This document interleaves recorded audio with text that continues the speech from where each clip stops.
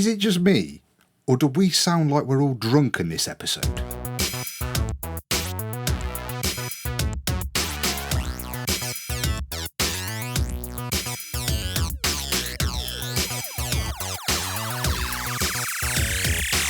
Hello, ladies and gentlemen, and welcome to the Polyhedron Collider Cast, episode 146. I'm Steve Tudor. No, I'm Andy Lewis. I'm Sid Gill. And I, Rory Summers, would like to humbly, proudly accept the award for Best April Fool's Joke Tabletop Edition on behalf of Polyhedron Collider. Thank you very much, ladies and gentlemen, for your nominations. Explain to the non-Facebook readers what you did, Rory. So if you're not a Facebook fan... And at least one quarter of this podcast has clearly missed it. So if you're not a Facebook fan... I was informed by other means. So 50% of this podcast. So if you're not a Facebook fan, on April 1st, I posted a little video which showcased some of the alternative Polyhedron Collider merch clothing that you could buy, which included 3 fantastic designs: the Ramshackle, the Elemental. I forgot what the other one was now. The Colliding Towers. And the Collider Towers. Yeah, the Collider Towers. And these were all expertly photoshopped onto various models and different pieces of apparel and coasters, even a swimsuit in one occasion. And of course, it was a Rickroll. So it was click here to come and buy some PHC merch, and lots of people fell for it, including members of this podcast, who then described me using a very naughty word.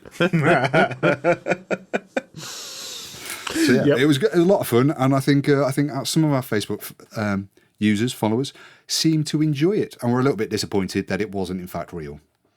So what we're saying is we should actually do merch. Is that what the conclusion of this experiment? The conclusion of this joke, yes. I mean, there's some nice looking merch. Yeah, I think the merch looked particularly nice on some of the models.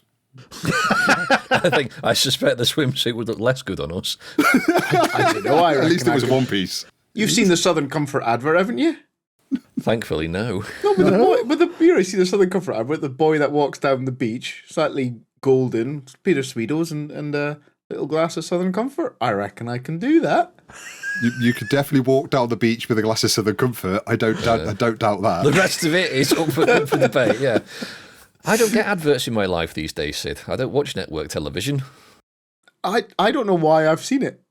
I think it's hotels. That'll do it. Yeah. Well, we've had a small arrival here at some of the Collider Towers offices. Bloody hell, Steve. You could have given us a bit of warning that you were expecting. Well, this was about 10 kilos. I don't know if that's normal. Both Andy and I have received our copies of Tainted Grail, Kings of... Oh, God damn Kings you, of Andy. Leon. It's called Kings of Ruin. You called it Kings of Leon so much in the past that I had to double take then, you swine. Mission accomplished. Oh, and I don't know about you, Andy, but I got into a spot of bother when it arrived because I wasn't expecting the box to be quite that big. Likewise, I was expecting it to be similar size to the original Tainted Grail, which was, kind of the standard sort of square and a bit deeper, kind of Mansions of Madness size. Yeah. And maybe an extra box of stretch goals and or minis as per the original campaign. We were sadly mistaken. No, it's an odd-sized box, and I've noticed there's no consistency to these large boxes anymore, which means God knows where the damn thing is going to go in my Kallax. On the top. But that's not fully why I got into trouble. Oh. Why did you get into trouble for? Because Amanda looked at it and went, "This is a bit like Kingdom Death." I said, "It's not like Kingdom Death." She goes, "So it's not a campaign game?" Oh, hang on, that's not what you asked. No. Let's get the parameters of this argument set down right now. Yes. If we're going to have a disagreement, I want to understand the precise terms and parameters of the argument. Exactly. So I can lay out my camp, get my argument straight in my head, and defend myself poorly and ultimately lose. So I said, yes, it's a campaign game. She goes, "Oh, so just like Kingdom Death then?" Well, not really. Why? What's the issue? She goes, "Well, you don't play campaign games, so why do you keep buying them?" Oh, I was hurt. I was subject to a similar line of questioning, I'm not going to lie. And it was also wheeled out when I received Euthia. What kind of game is it? Well, honestly, I don't know. And then I played it. Yes, campaign game. You're not ever going to play that. Well, maybe. Will I like it? Probably not. But, Steve, in your defence, you could have said, well, actually, I have played a campaign game this year. Well, no. Wheedle out the truth. Have you ever played any kind of lying game with me? I mean, Sid can attest to this. He played Coup with me at Aircon a few weeks back. No matter what I say I'm going to do, everyone just calls me out because they know I'm going to be lying. The thing is, he's not only that he's shit, right? He's up against Amanda. Like when Andy will get this. Isa still game when she's got Bobby at the barman, right? Aye. That is Amanda extracting just whatever out of Steve. It's terrifying. But it would be the truth, Steve, because I've played a campaigne game with you. We played a campaign game. We finished a campaign game. The fact that it took us 6 years to finish that campaign game, we've played 2 so far this year. Yeah, but we've only played like 1.5. Hey, look, you have played 2 campaign games this year. That is actually technically accurate. No, we played Tainted Grail. Yeah. So we actually played the original Tainted Grail and played the first. We did 1.5 quests. Yeah. Oh, you've barely started. Exactly. Was it played? Yes, it was. Not really, no. Did you get your arse handed to you and die horribly in a ditch?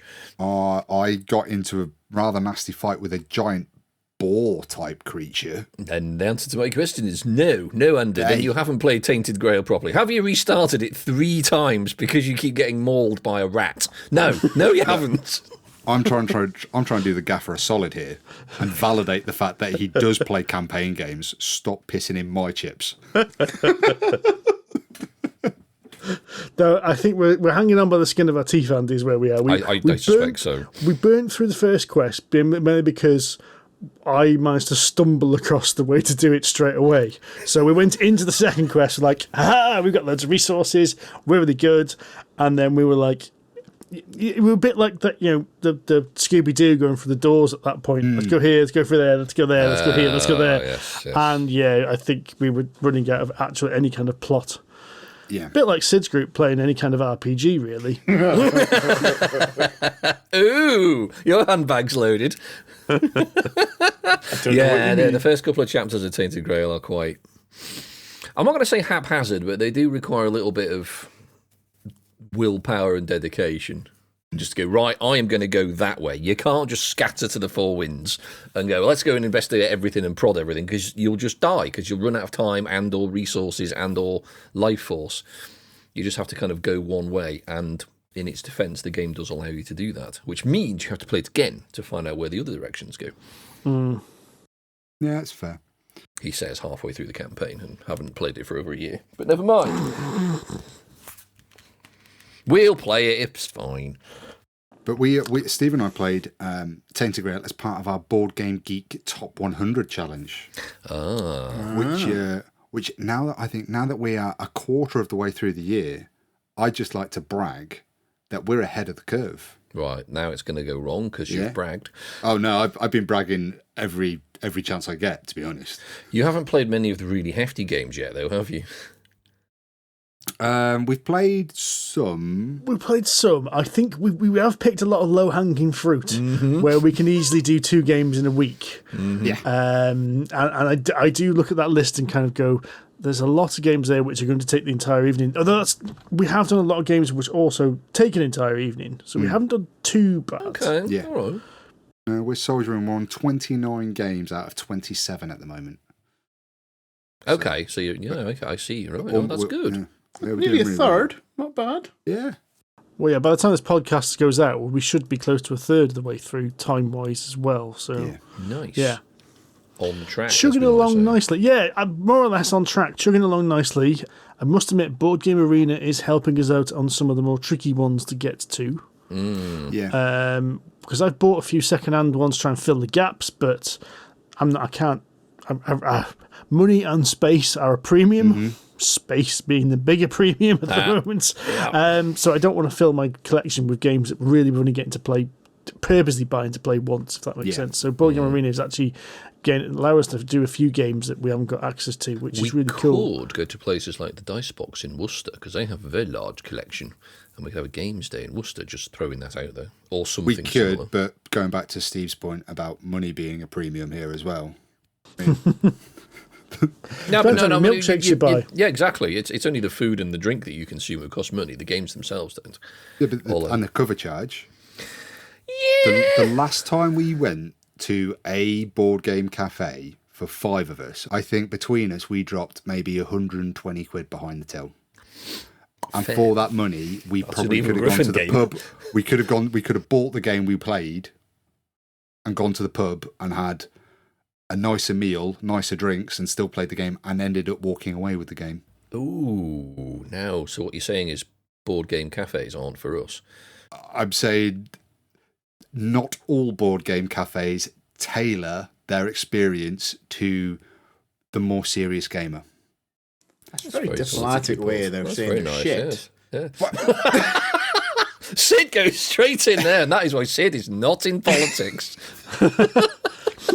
Ladies and gentlemen, the Minister for Foreign Policy, Mr. Sid Gill, amongst Polynesian Collider. I'm just saying, Leamington Spa, where I live, we're very lucky, considering it's actually quite a small town, has 2 board game cafes. 2? One, yeah, we've got 2. One is for the more casual gamer. It's just people that go, right, what should we do on a Friday night instead of going to the pub? Let's go play board games. Right? And then you've got another one, which is, I want to play board games. I need to go somewhere to play board games. I've got a huge collection of board games. Let's go to the other one in Leamington.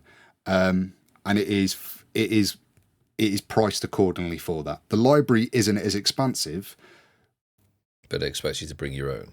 Well, it kind of goes, right, they will, here's your table, bring your own game. I might come over and have a look and see what you do and have a chat with you about it. I'll bring your teas and your coffees and your beers, and I'll bring you a panini and a burger. But otherwise than that, I'm just going to leave you into your little bubble to just play your game. It's kind of like an unlicensed curry house. Yeah. Whereas I think places like the Dice Box and other similar such establishments, what you're paying for is not only the access to their huge library, but you're paying for that assistance in playing the game. Yeah, sure. If I don't know the rules and you guys don't know the rules and Rodney doesn't know the rules, then it's probably not worth playing, to be honest. Yeah, it's not worth playing if none of us know it and Rodney doesn't know it. Throw it in the bin, move on. So back to the top 100. Is it even in the top 100? Sorry, yes, go on. Is it even in the top 100 if the 5 of us don't know it? I love the way I'm now roping Rodney in as one of us. I would really like to know. Yeah. What is your highest point so far? Or is that not the right time to ask now that shall we wait till the end? I think a third of the way through, I can confidently say my absolute favourite game I've played so far, the most enjoyable experience, was Star Wars Rebellion. That's a strong... That's quite a hefty game for having said you've not played a hefty game. I'm quite worried about what you think hefty is then, if that's what the benchmark for not hefty is. We've played a few hefty games, I'm saying, but what I'm also saying, we've also got some low-hanging fruit where we can do the quick, easy games to try and build the steam and get going. Yeah. There is a pile of games on that list to be played, which I know are going to be in the hefty range. Yeah. So there is a concern that we're going to slow down at some point, and we're going to have to find a way of catching back up. You'll just have to cut the big stuff with really crap stuff in there. Play another go, another shot on the crew or something, just to make yourself feel a bit shit. We and do then have play another better. crew to play, actually. Thanks for the reminder. That's all right, mate. It's all right. We mentioned it earlier, or kind of nudged against it earlier. We finished Pandemic Legacy Season 1 as part of this because that was on the list, and we'd already played two-thirds to 3/4 of the campaign, so we blasted through that in an evening. And the fact that we did blast through the rest of it in one evening, it was a testament to how good that game was. Yeah. It was. I'd forgotten just how Moorish that was. You do a month, and pass or fail, you want to get straight onto the next one and carry on. And to the point where we thought, well, we might as well just carry on now because it's going to be quicker. to do this and finish it than it is to go play another game, pack it up, play another game and bring it back out in another 6 years. So we might as well carry on and keep doing it. So that was the one that really stood out to me, I think. Bizarrely, and I know I'm going to wind Andy up a little bit with this, I'm starting to warm a little bit on Terraforming Mars after we played it. Ooh, here we go. Now, again, Board Game Arena is helping with that because I'm playing it a lot more because it came onto Board Game Arena about 3 weeks ago, something like that. And it's a reasonable implementation. I mean, it doesn't look as pretty as the Steam version, but it's a good implementation. So I'm warming on that a little bit. See, I've never hated it, and I don't hate it now. I just don't think it's worth all the hype it gets. It's not a bad game in any way, shape, or form. It's just not as interesting as I think a lot of people make out. Another game I've loved, Paladins of the West Kingdom. Oh, I went around and played that with Steve and Amanda the other week. And that game, I think Steve maybe spent 5 minutes explaining the rules to me. But because it's a Garfield game and I'm familiar with a few of the other games he's done, I kind of looked at the board and was like, oh, this all kind of makes sense what I've got to do. By the end of my first turn, I knew what I was doing. And by the end of that game, I was looking for a copy to buy myself. It's a good game. I really enjoyed it. And I think Steve beat me only by a few points. There wasn't much in it. I was like, oh, that's nice. It is good. And I mean, I've played it a few times and I really like it as well. I think it's one of his better ones. But I don't think you can ever clear your board entirely. You can get rid of like 2, maybe 3 of the 4 or 5, whatever it is, sets of houses, but I don't think you can ever clear all 5 of them. That's a challenge, isn't it? Well, I think if you could do that, you've maxed out the game. It's totally, yeah.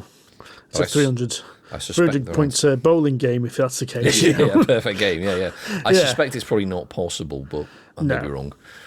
Write in if you've managed to do that. There's a lot of games which we knew were going to be good. Yeah, we played Sulkin. Yeah. We played Brass. Yeah. We played, actually, you said Star Wars Rebellion. I mean, it's a new one to Rory, but to me, a bit of a classic. The one that surprised me, because I had written it off years ago when I played it, and we've mentioned this before, was Puerto Rico. Yeah. I had completely forgotten about the game because I remember it being boring the last time I played it about 10 years ago, but we played it, 3 of us, it was Sid as well, played it on Board Game Arena, didn't you? Yeah, I did. Absolutely thoroughly loved it, to the point when we played it and then they announced the special edition coming to Kickstarter, didn't they? And it's like... Did you twitch? I'm twitching. Well, we won't see how much it is first, but yes. I say Kickstarter, sorry, GameFound, because it's Awakened Realms, isn't it? Crowdfunding, yeah, sure. Yes, so yeah. Now, the real question is, Rory, because I know the answer is this, but I don't know. No one else knows. What's been your biggest disappointment? See, that's I said a good, lovely way you've asked that. There have been games on that list that I knew I wasn't going to like going into it. So can I really say I was disappointed by The Crew because it lived up to my expectations of being shit? No, I don't think can I really say that I was disappointed by Azul because I was like, that's not really a game for me. I think I'm going to surprise you, Steve. My biggest disappointment on this list. Yeah. Great Western Trail. Really?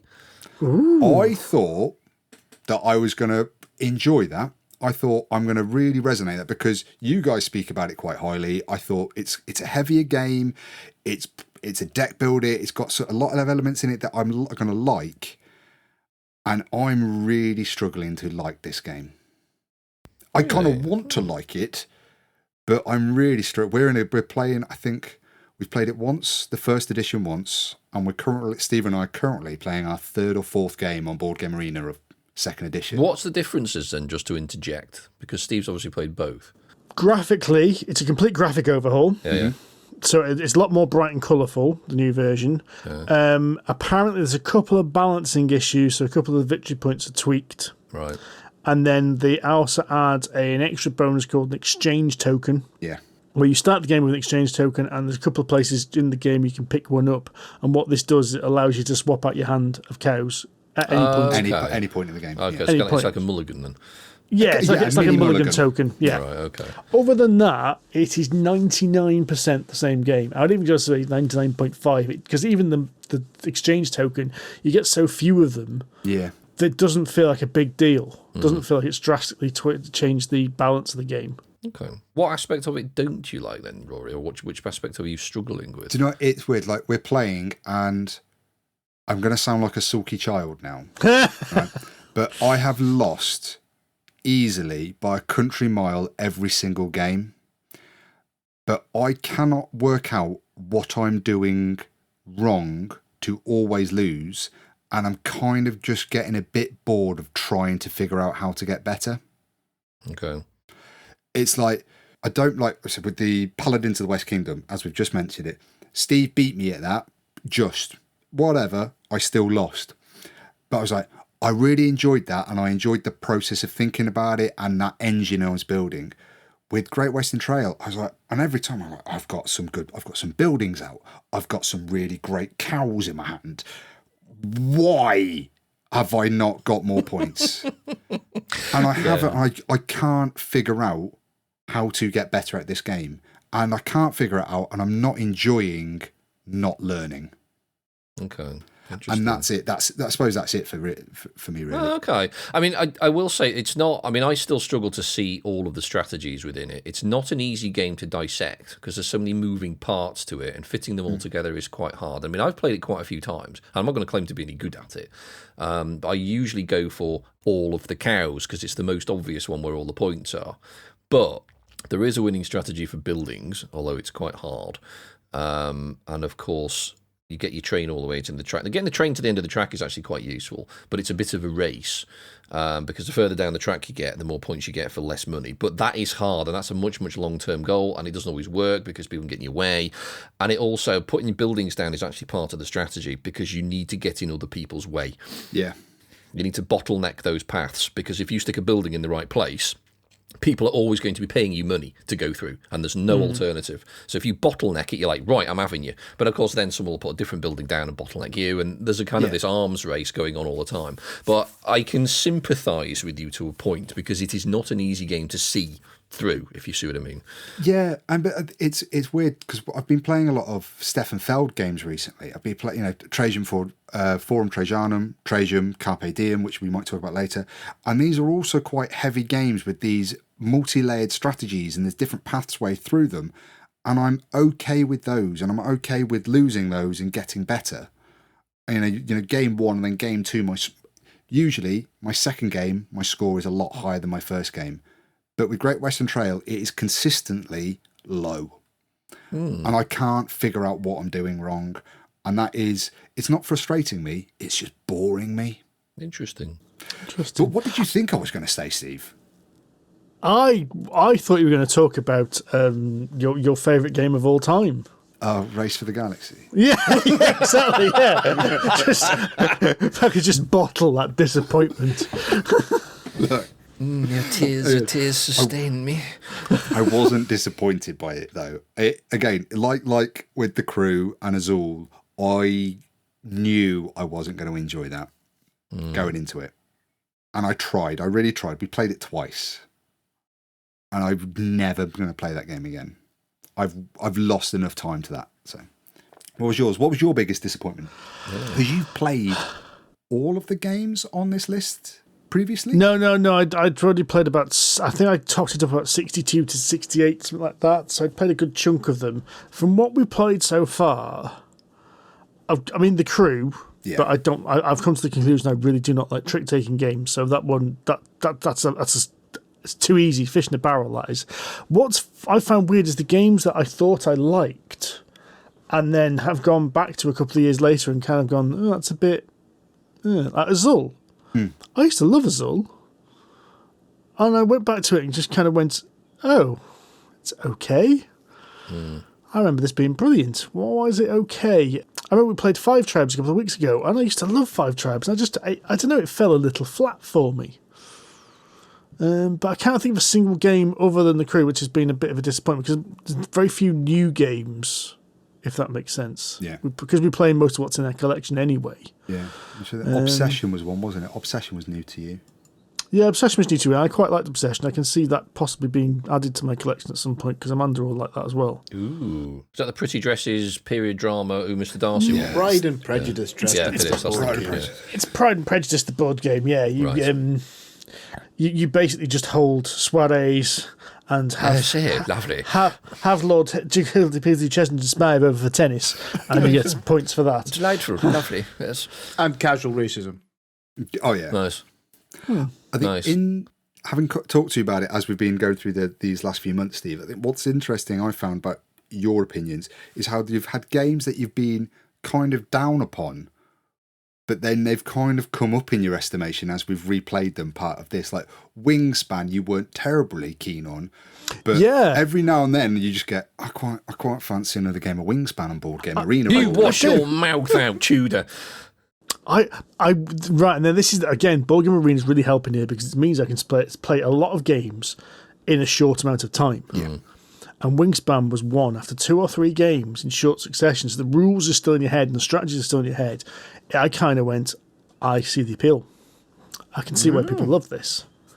And it was growing on me quite a lot more. I was really enjoying the decisions and what we have to do. Whereas I said, you said something like Azul, I was not. Agricola.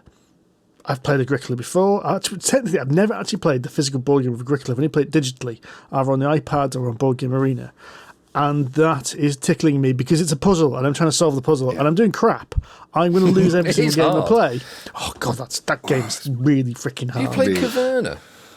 Yes, but it's a long time ago. Okay, that's on our list as well to play soon. Well, I own that, so you're more than welcome to come over and play that. Because I would actually like to play it with more players, because I've only played it with 2 mostly. I think I've played it with about 6, which is mental. I think playing it with 3 or 4 was probably better. But yes, they're quite good games. But yeah, because we've all played. I remember Steve and I and our friend Adam played Feast for Odin, which is kind of Agricola 3, isn't it?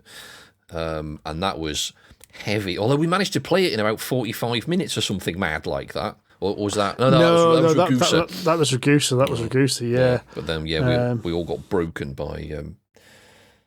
You got Feast for Odin coming up as well at some point. Yeah. That's a challenging game. That is. It's good. So that's interesting. So do you think your tastes have changed then over time, or is it just because you've got old and grumpy? Definitely.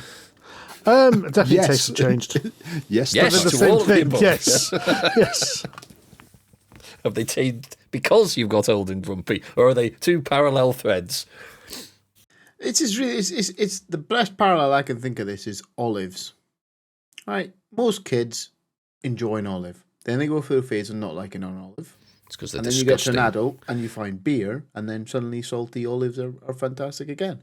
I think it's just life, isn't it? Life changes. Yeah. Your tastes in life will change. The games you want to play will change, and this is a really good example of it, as you said, of things that just a few years ago you were sort of great, and now you're sort of not really feeling it right now. Yeah, I think it also comes down to what your kind of capacity is. Because 10 years ago, I wasn't carving out as much time for this. It was very much a bit of a social thing to do. Instead of watching TV, I'll play a board game for a change. Now, it's like, I will watch TV instead of playing a board game for a change. Yeah, nice. This is the thing that I want to do with my spare time, and I want to do it well with my mates, and I want to have that's the driving force. So I don't want to play the light stuff anymore. I want to spend a night, 2 to 3 hours doing this thing and having a laugh with it. Mm-hmm. And you can't do that playing Azul. Welcome to the dark side of the Force. Yeah. That is why I have a shelf full of heavy games, Rory. You want to get your teeth into them. You want to sit down and go, right, I want to get thrashed by my opponents, because that's what's going to happen, because I have no idea what I'm doing. Yes. Interestingly, actually, on an adjacent subject of our tastes changing, remember Ave Roma, Steve? Remember how it broke us many years ago? Yeah. I played that with 2 relatively new members of our Thursday night gaming hearing group in Bewdley. I put it down in front of them and I thought, this will be slightly challenging for them. I got my arse handed to me. There was a complete walkover for them. And Ave Roma is, I now look at Ave Roma as a fairly sort of middleweight game. It's not light by any stretch of the imagination, but it's definitely on the, it's nowhere near as heavy as something like a Lacerda. Because it is literally just put people down, do things, and buy a few cards and get some points. That's pretty much all it is. There's a lot more to it than that, and the way it plays is quite clever. But the fact that we've now moved on from, 5, 6, 7 years ago, where we thought, my God, this is really heavy, to I can teach this to relative newbies now. That's frightening. Is that because of the newbies you're playing with? They are competent, to be fair. They're not sort of new to board gaming, but they're sort of relatively new to our group. But they sort of both looked at it and went, oh my God. But they picked it up really quickly. And probably played the worst game of my life of that game. But yeah, literally one of the winners, Katie, she doubled my score. Doubled it. Sometimes you just see the game. Never seen the game before, never heard of it, battered me at it. But just illustrating the point of that we've changed over the years. 5, 6, 7 years ago, we thought that was pretty mind melding, and now it's like, it's casual. But even though we've changed, sometimes you just fancy a bowl of Frosties and cream. It's true. Ooh. Oh, I do now. Oh, yeah. You dirty, dirty bastard. Oh, you know what I mean? Sometimes that is going on the list. You just want a bit of dirt in your life. So whilst you might want the highly sophisticated avant-garde Michelin food, every now and then a wee bowl of Frosties. Cream.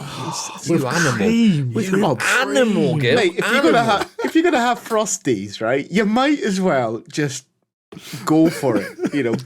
Just enjoy yourself. Do you have a defib on standby after that as well?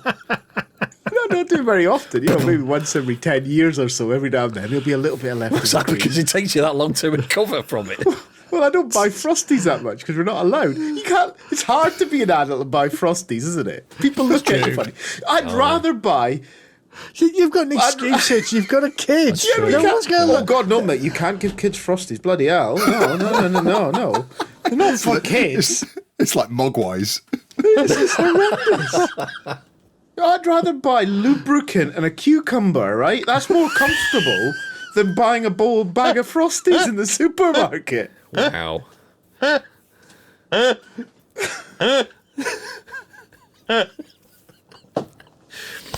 I genuinely thought for a split second there you just meant like car lubricant rather than the lube one. I should have known better. I gave you far too much credit there.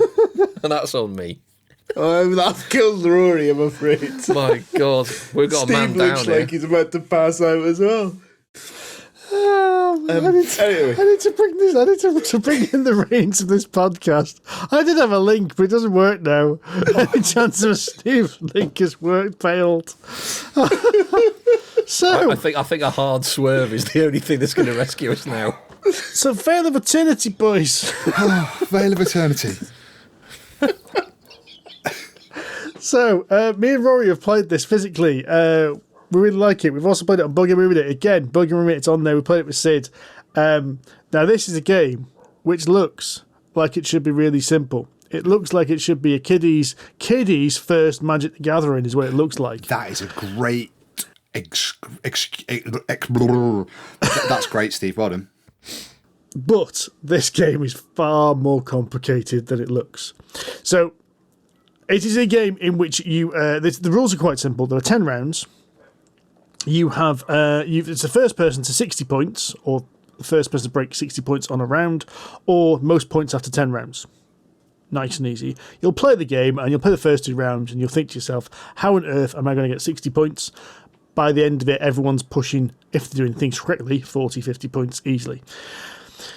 It is a game in which you have 5 different elemental suits, and each card is a monster. And the cards get laid out, and you get 2 per player goes out.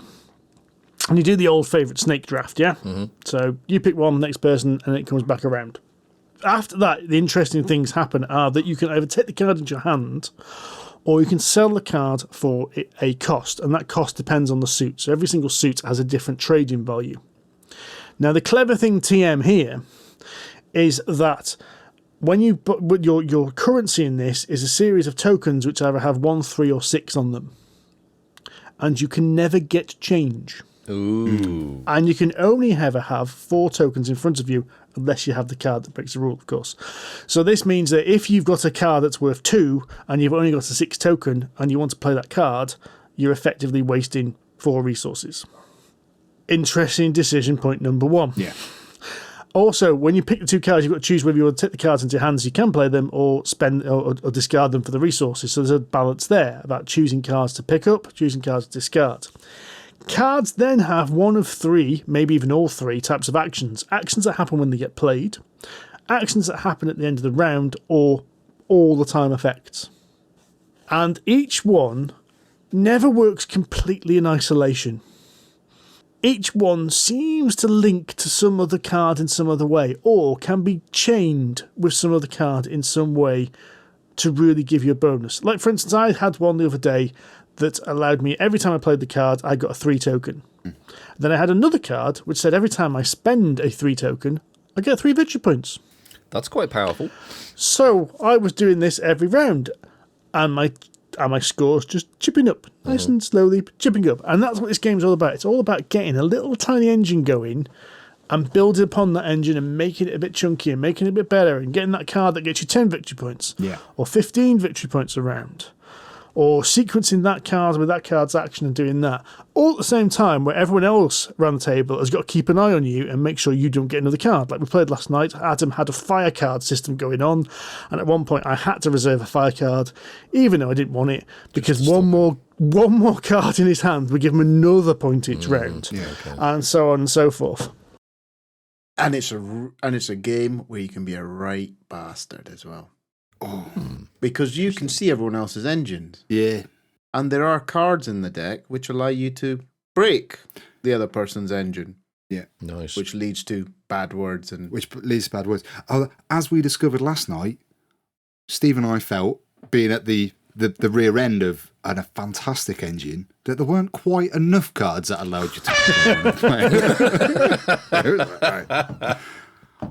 wanted more of them. It's a very clever little game. It is. I was really pleasantly surprised with this. This is a game that we got from our show sponsor Kienda, and it was like, let's get this. Let's have a look at it. Let's have a poke because it's on the hotness. It's got a lot of, and I can 100% see why this game is tracking so well. For 25 odd quid, there's a lot of game in here, and it's a lot crunchier than it looks.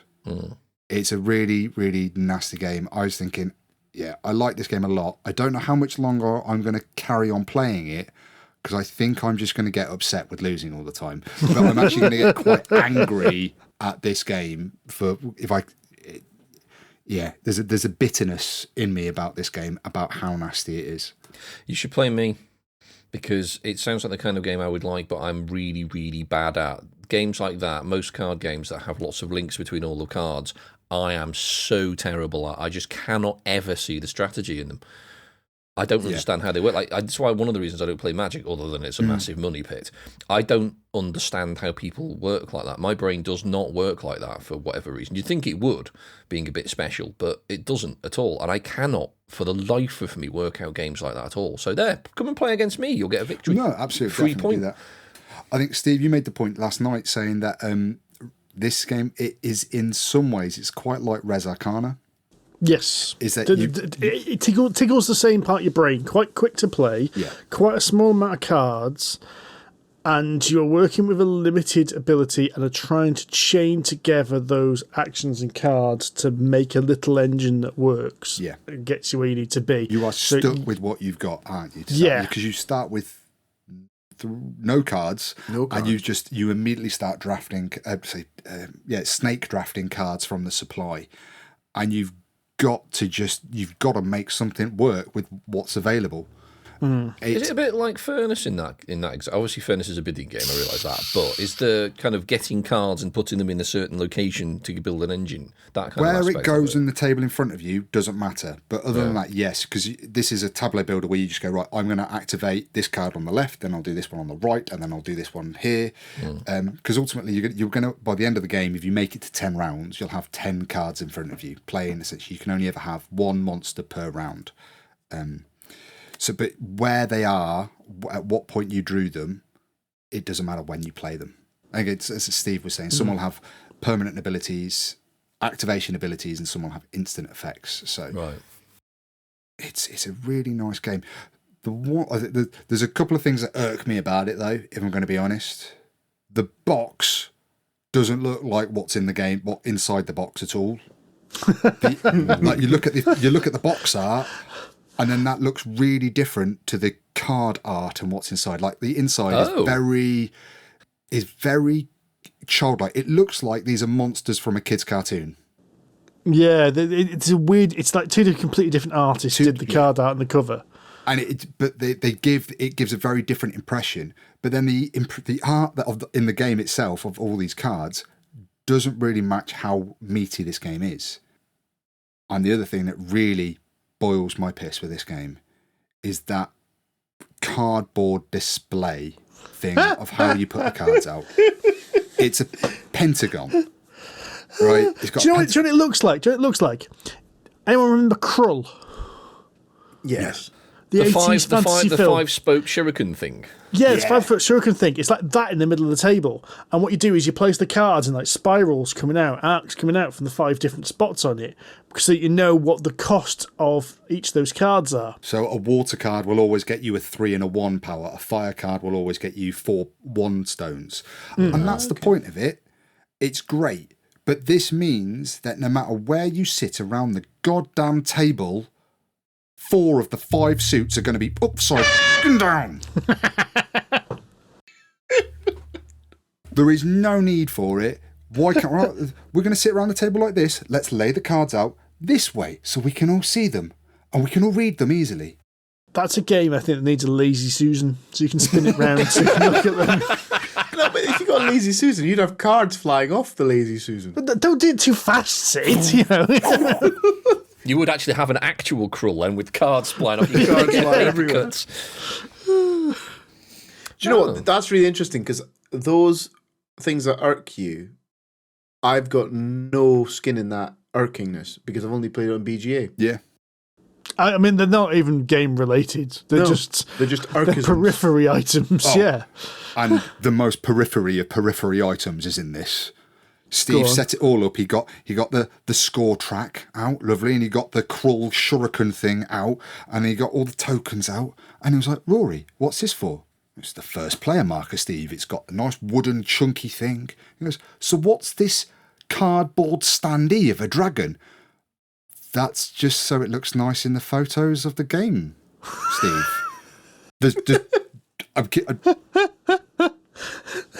There is a completely superfluous standee of the dragon from the front cover, which again doesn't match the artwork of the rest of the game. Wow, that's weird. It's like the 2 designers of the game were just in completely separate rooms. It's like the kind of thing where the game designer submitted something and then someone in management's gone, I don't know, we've got a spare cardboard, put a bit of pep here. Put a standee in, that'll look cool. Who made this game? It's not Druid City, is it? Renegade. Okay. Renegade and someone else. Man looks a thing on internet. Yes, it is Renegade, maybe just a distributor. Vale of Eternity. It is. It's like an 80s cartoon, it really does. Singing it like that. It'll be on a Saturday morning alongside Thundercats and He-Man and Mask. The Vale of Eternity. As long as we get a moral message at the end of the show. That's it. That's the important thing.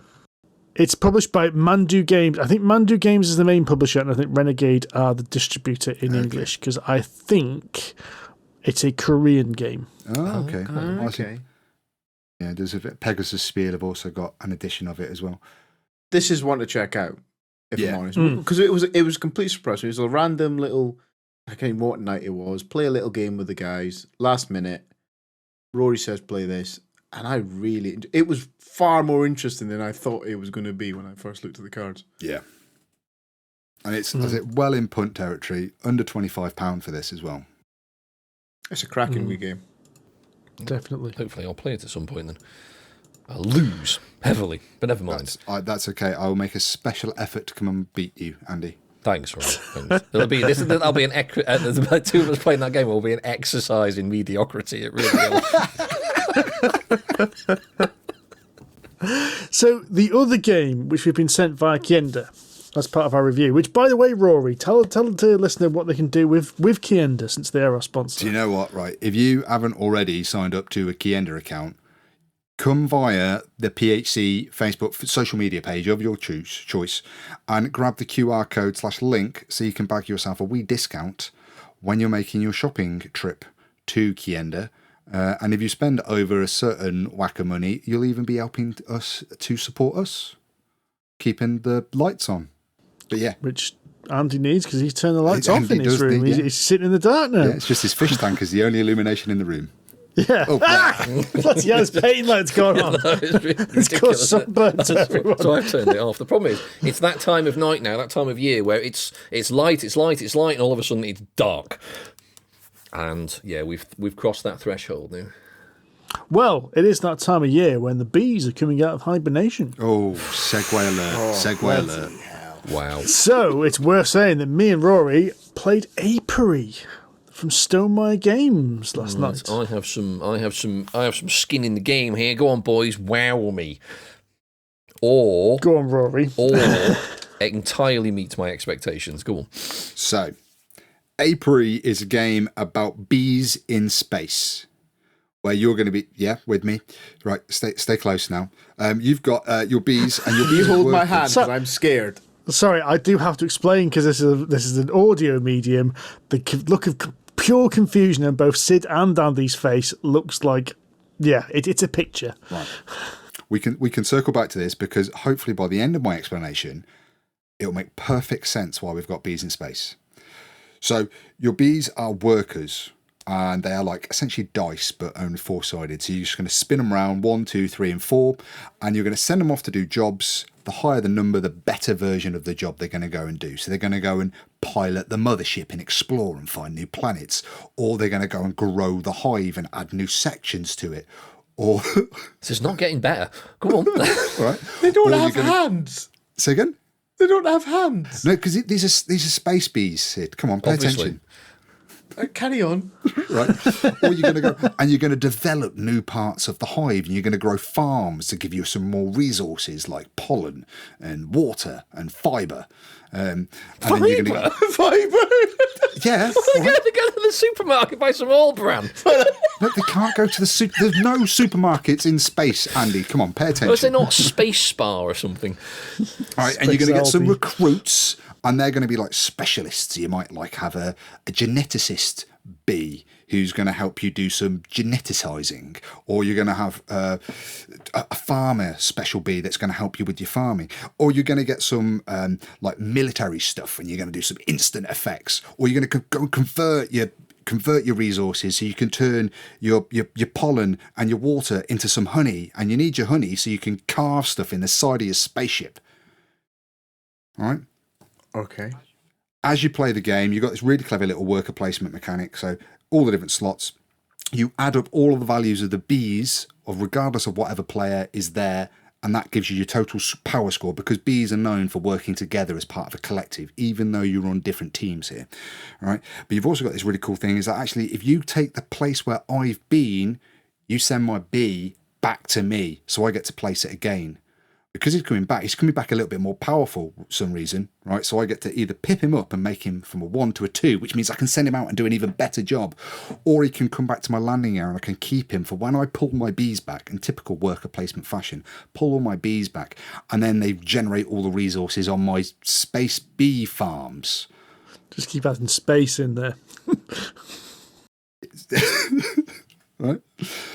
And the game just kind of rockets along. But when you've got your 4 bees, your 4s can't go up to a 5. What happens is when your 4 gets bumped off from a worker space, and your 4s are like really special, they do some really hot, crazy shit when you place them.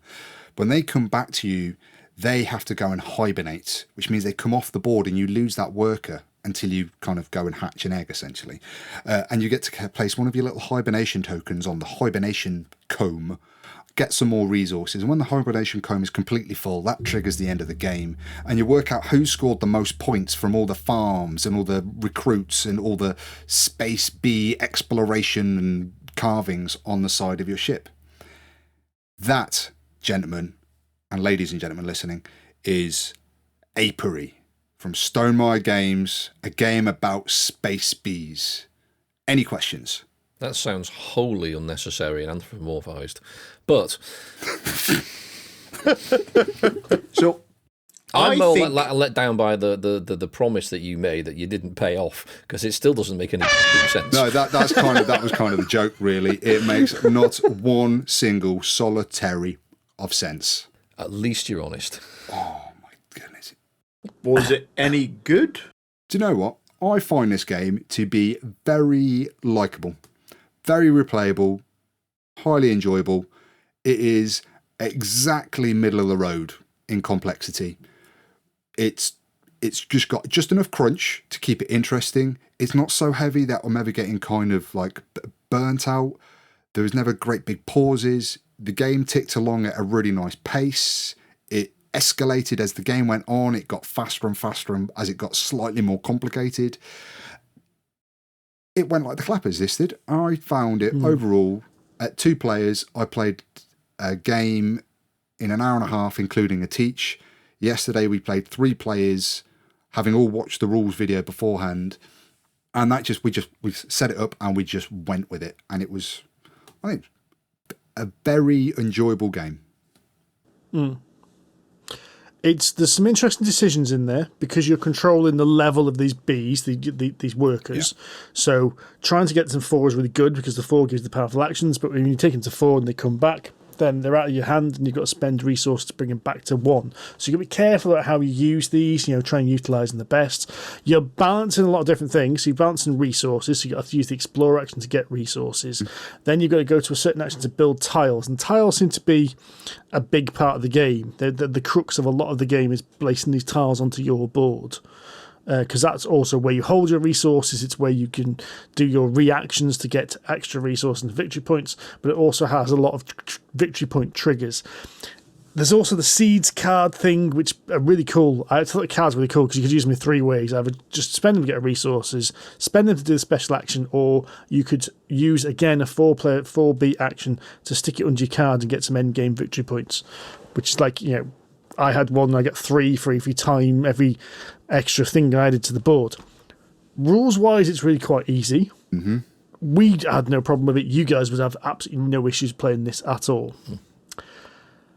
My concern is I think I've seen everything in this game. Yeah.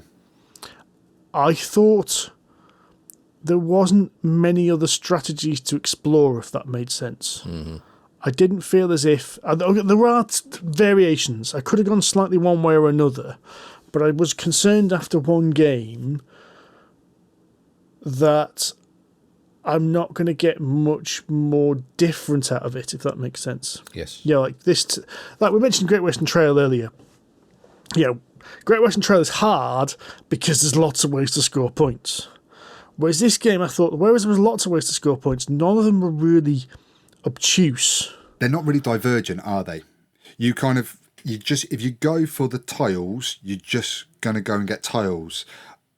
And the way you get points there, and if I've gone with the carvings mechanism to pick up my endgame scoring points, I'm probably going to score the same amount of points doing that as you are doing that. No route seemed to be optimised for something else. I think we were all pretty close in the scores by the end of it. But you and I, after some double counting. Yeah, after going to the TFA, we found that me and Rory were 1 point apart at the end of the game. Wow. So do you think it's potentially too balanced? Because we've accused games of this in the past. Interestingly, no.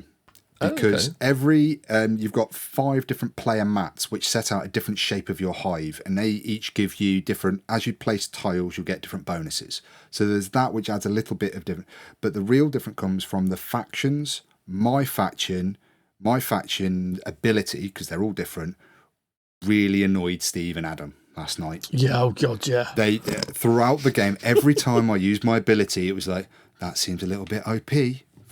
I don't know. Right. The issue was his ability, which allowed him to change the value up or down of a bee, and get a victory point when he did it. Oh, nice. So it felt like a double whammy. It felt like you were getting the bonus for being able to adjust the dice. Keep on the dice. They've only got 4 sides. Adjust your worker. but at the same time get a victory point for doing it. It's like, well, why wouldn't you do that every single time you use a worker? I did do it every single time. Whereas Steve just got some bonus points at the end of the game, and Adam's was completely forgettable. I have no idea what his faction ability was. I wonder if it's falling into the same trap that Tapestry did then. There's loads and loads of factions. Some of them are useful and some of them are utter dog shit. And it is all what just gets drafted at the beginning of the game, because there's a big stack of them. I didn't feel like that. Well, this is it. They're either too balanced, or it's just a case of you need to be able to work out and work to that strength, if that makes sense. Yeah, I've got a weird feeling about this entire game. I liked it, but I wasn't wowed by it. And I'm struggling to kind of vocalize exactly what I feel about this. Like at the end of the game, we mentioned other games. I wasn't thinking about this game after we played. No. Yeah. Which is always a bad sign. I wasn't thinking, what could I have done differently, You sat at traffic lights. No, it's not that. I think this game, to use... No, that's more interesting because he'll go to green eventually and he'll leave. I think this game is like... It's almost like a Marvel movie. You can sit and watch, and you, for those hour and a half, 2 hours, whatever it is, you will just be like, this is all right. And then it'll over, and you'll go, that was time I spent doing something that was nice. You don't begrudge it for it happening. No. Yeah, that's a really good way of putting it, yeah. Sorry, so we don't begrumble it happening. We don't begrumble it. No, begrumbling's different. Nice. Yeah, no, I can see what you mean. That's it. I mean, I'd say play it because it's completely inoffensive. It's a nice game. It's gonna be you'll play it and you go, that was a well spent hour and a half. Okay. Cracking. Yeah. But you wouldn't buy it.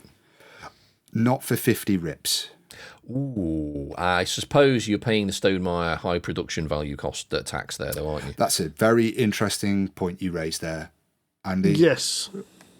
It's like half of the game has been Stonemaier produced. Oh. The rest of it hasn't. Oh, really? It's a weird dichotomy because the workers themselves are these like square bees. So you can roll them around and have your 4 different sides. They've all been given a wash and non-oil as well, so you can quite clearly see the numbers on them, right? Or well, maybe they've gone for a bit of a army painter strong shade to save a bit of money. But you've got them, and then the exploration thing is you're exploring as like a group. So you move the big queen bee, which is this giant sci-fi queen bee with jet engines sticking out of her backside, which is supposed to be like the spaceship you're all on. And actually, I've got to admit, I was looking at a table and thinking, that's a beautiful mini for such a simple thing. But then you go to hibernate. When your workers go to 4, they get bumped off the board, they go into hibernation. You put hibernation tokens down, and these are just tokens. And there's nothing wrong with these tokens at all. No? They look nice, they're perfectly functional, but they just feel, compared to the tokens, because you've got the Stonemaier tokens, so everything is a wooden token in the shape, pollens, the fibres and all that, and the little honey pots actually look like little honey pots. But then you get to these hibernation tokens and they just feel a bit weird, and then you've got like your scoring point track and your queen's favour track is just a cube, and it's not even a big cube, it's the tiniest of cubes out of the selection. And then the player boards are really thin. Yeah, just really thin cardboard. It's weird. And they're not things, they're not deal breakers. They're not things where you kind of go, oh God, this is really crap quality. They're just weird. It's almost like as if they spent so much money on the bees, they had to save money elsewhere. Yeah. That sounds very reminiscent of Barrage. Now, Steve's definitely played Barrage. I can't remember if the other two have. Yeah. And Barrage is a very good game. I think we've covered it before, but if we haven't, I'm sure we will at some point. But the production value of Barrage is mostly really, really great. It's beautiful. It's really well laid out. It's extremely well done. But there are 2 aspects of it that you think, what happened? Did like somebody like allocate money to the knobbing around department instead of the product quality? Because the water drop looks like something you got in Accessorize. And there's basically a little whirligig thing that you put your resources in. So basically the project says, I'm going to allocate 4 cement mixers to build a dam. You have to put them in this little whirligig, and the whirligig goes round, and whilst the things are in this little whirligig, you can't use them. They're basically allocated on a project. It kind of makes sense. But it's so flimsy that the little arms of this cardboard whirligig, like, trap the resources and stuff. And those two components, for such an otherwise really nicely made, dual-layer board, wooden tokened, fantastically produced game, you think, what happened? Yeah. They got to the end of the budget and went, shit, we've got no money left.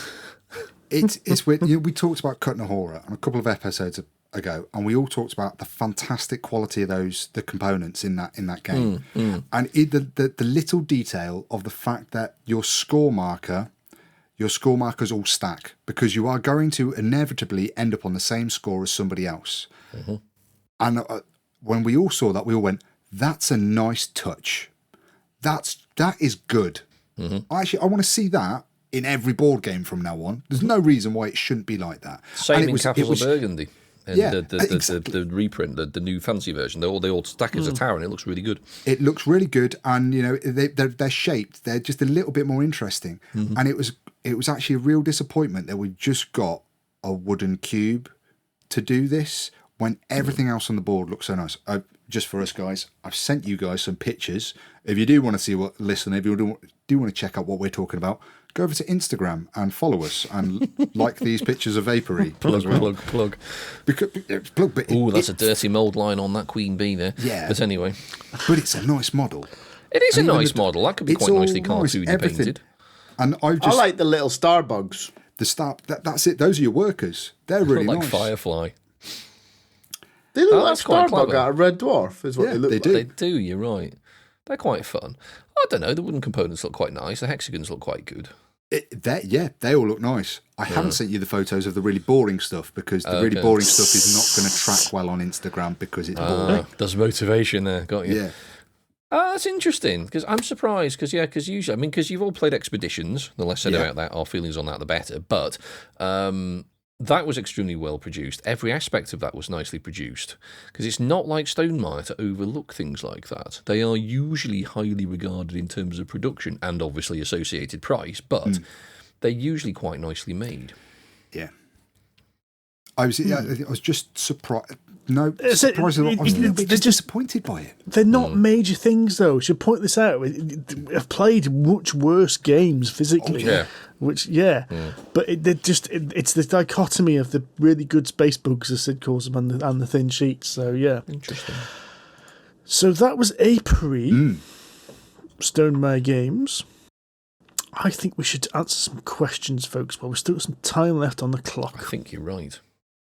So, but the thing is, right, Rory has been asking some questions on the internet, and I think we should answer some of them as well, because we haven't. That's a good idea. I was going to, but then I got distracted by work, and they don't like me, bumping off and answering questions on the internet. Now, this is a damning admission, don't kick me out for this. I didn't know we were asking questions on the internet. We always do. I'm intrigued by this segment of the show. Bringing Sid up to speed, we might call this section of the show. We're the slackers at the back, Sid. We haven't seen the stuff on April Fool's Day. You don't know what's going on, on the world. Facebook, in the world. Yeah. So, to the mailbag, Polyhedron Collider asks, which board game theme are you just sick of? Well, I saw this the other day just before I got into the car to go to work, and I was thinking about this all the way to work. I thought it was a very good question. All right. Do you have a very good answer for us? I do, and it's probably going to surprise you. Because it is a theme that is very close to my heart, thanks to Mr. Tudor, many years ago. I know what this is, yeah. And as much as I love this theme, and I love the books and the stories and stuff behind it, but I do think it has got a bit saturated in the market now, and that is Lovecraft and Cthulhu.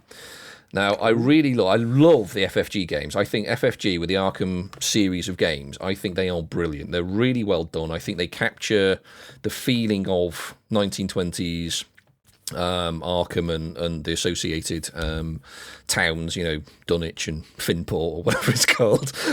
Innsmouth and Kingsport, that's it, those 4 towns. And all of that, I think though the FFG games capture those perfectly. They're pretty much the epitome of what I look like an Arkham game now, because they're really well told. The theme's great. The mechanics are a bit wacky sometimes, but they're fun games. But then you've got Simon jumping on the bandwagon with that ridiculous Cthulhu statue years ago. Fantastic, and I'm not gonna lie, I do want one. But it is a bit unnecessary. And of course, now there's Cthulhu role-playing games. There's obviously, they've broken out into many, many fields. And I do get the feeling we are getting a little saturated with Cthulhu now.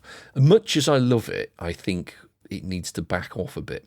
Although, as a nice tasty aside, for anyone who is into Cthulhu, there is a Radio 4 podcast out at the moment called The Lovecraft Investigations, I think it's called. Yep. And they've done 4 series of it now. I really hope they do a 5th. And it is a kind of a modern take on some of the Lovecraft stories.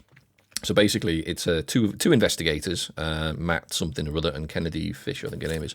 And they basically record everything they do.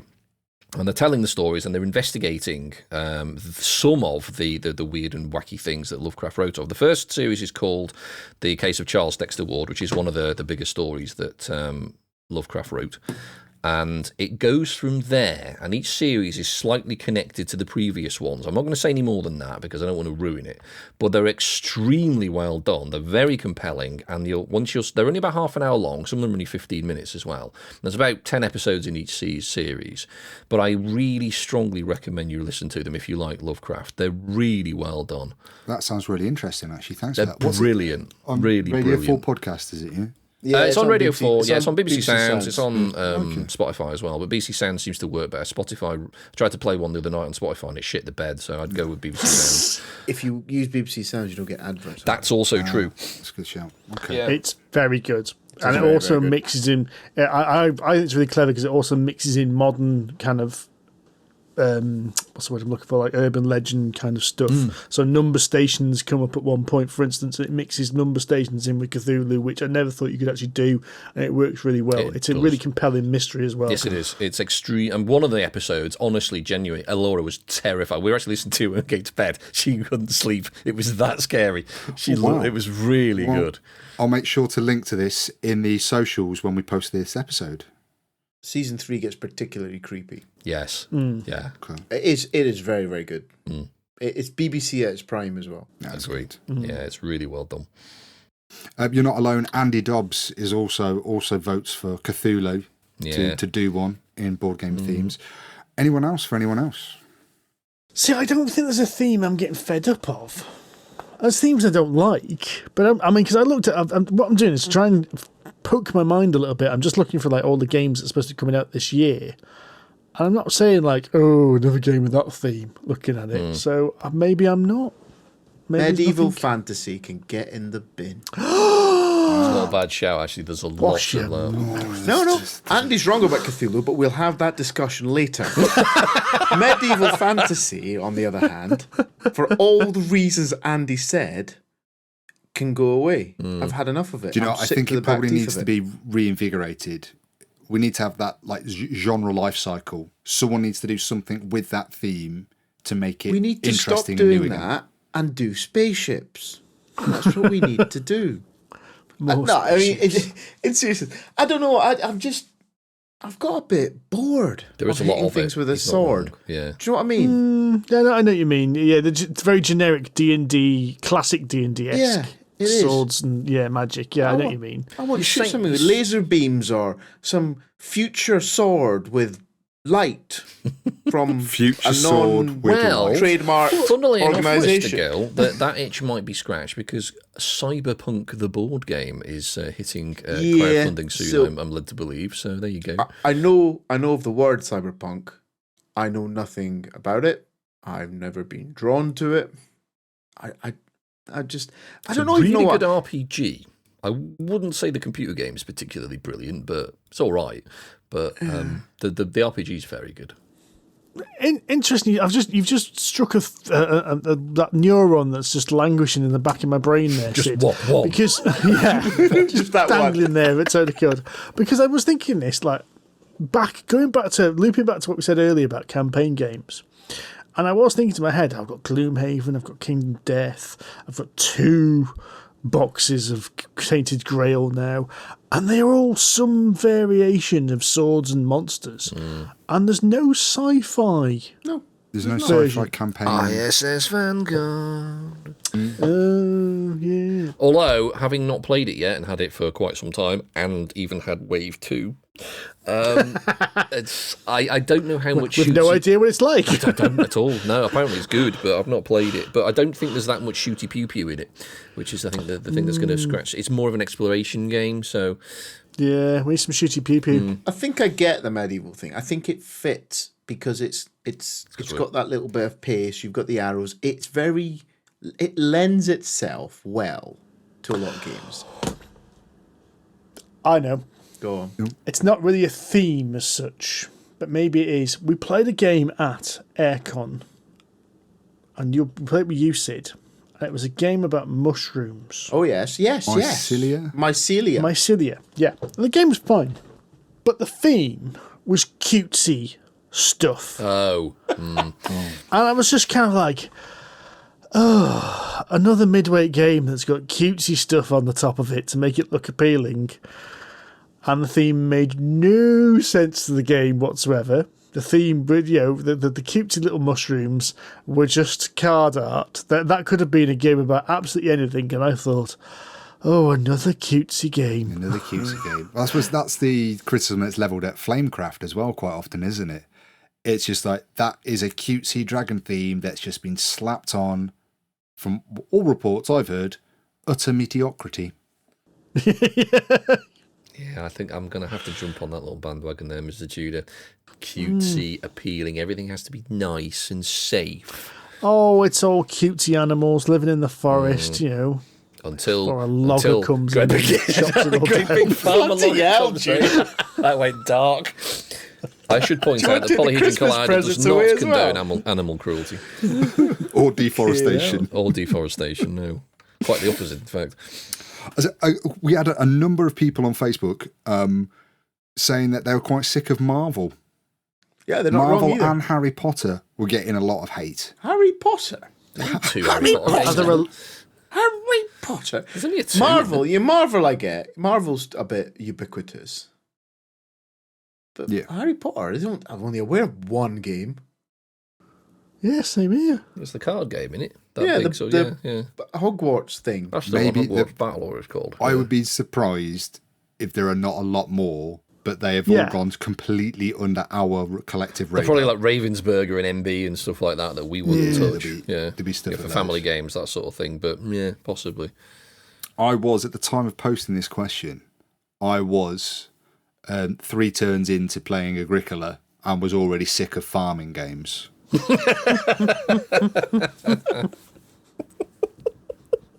Well, in similar vein, I was 1 turn into Through the Ages, and I'm already sick of Civilization games. There are a lot of them, actually. Now I'm going to start off with a man in a hut and a stick, and I've got to somehow get to the nuclear age before the end of the game. That's it.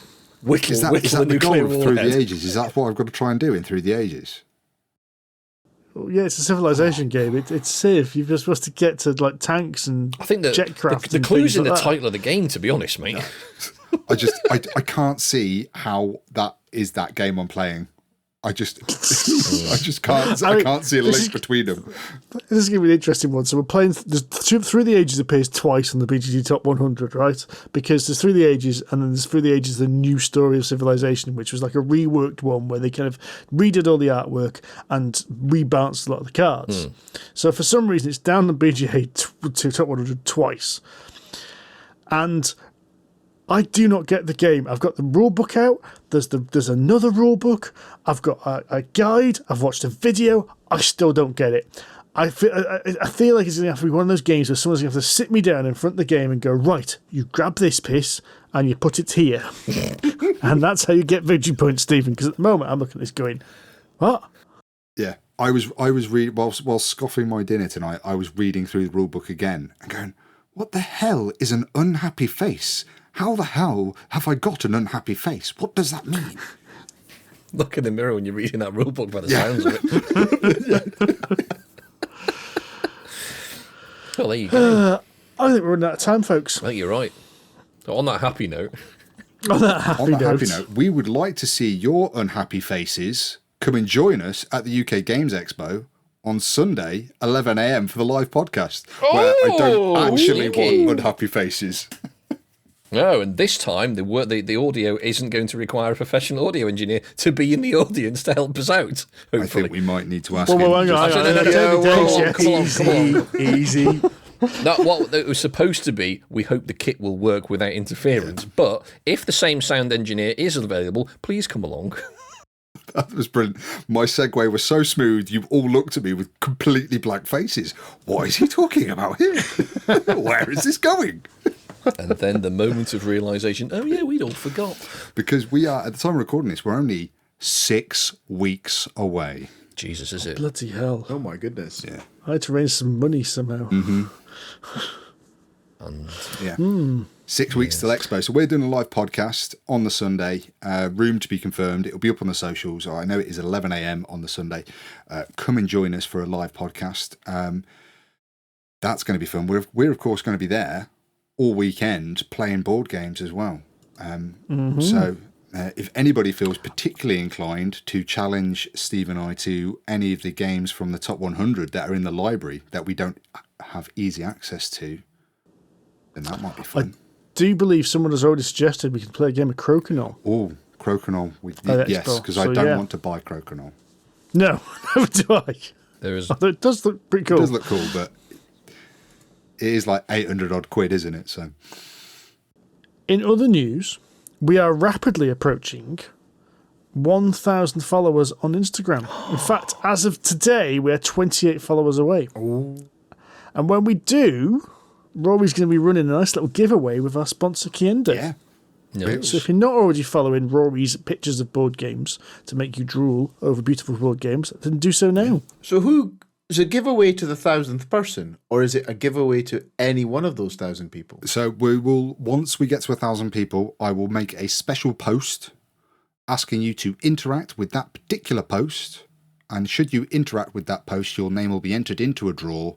I will draw one out, and that person will then win a prize.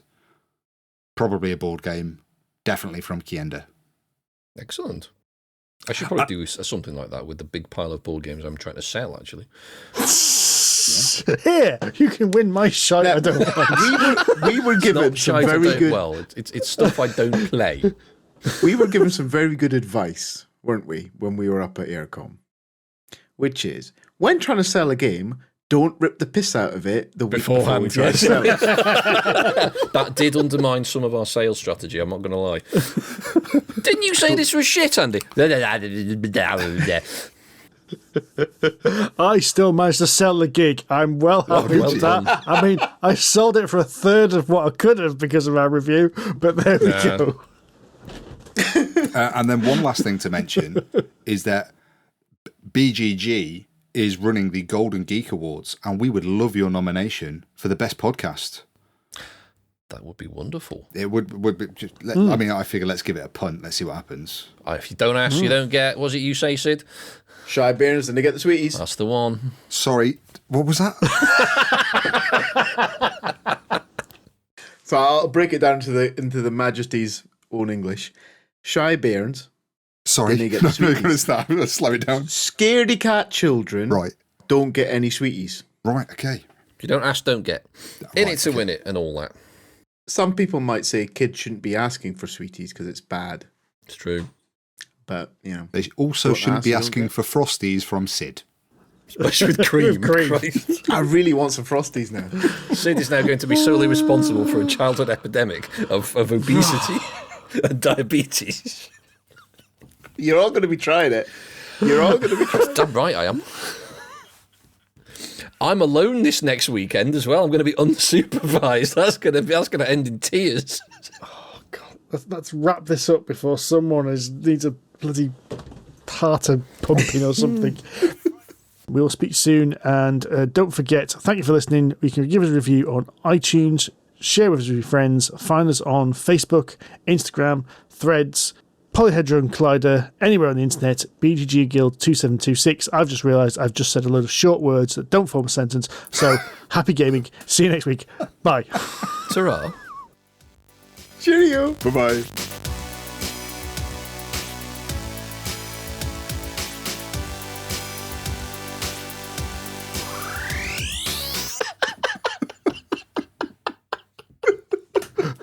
Could have you recorded that bit? I thought, sorry, I'm in now. I'm in. I'm done. You got to lead into the ship. It's not going to get much better than this, is it, boys? You did sound like a telegram operator. The only way you could have made that better is going, da-da-da-da, stop. Stop.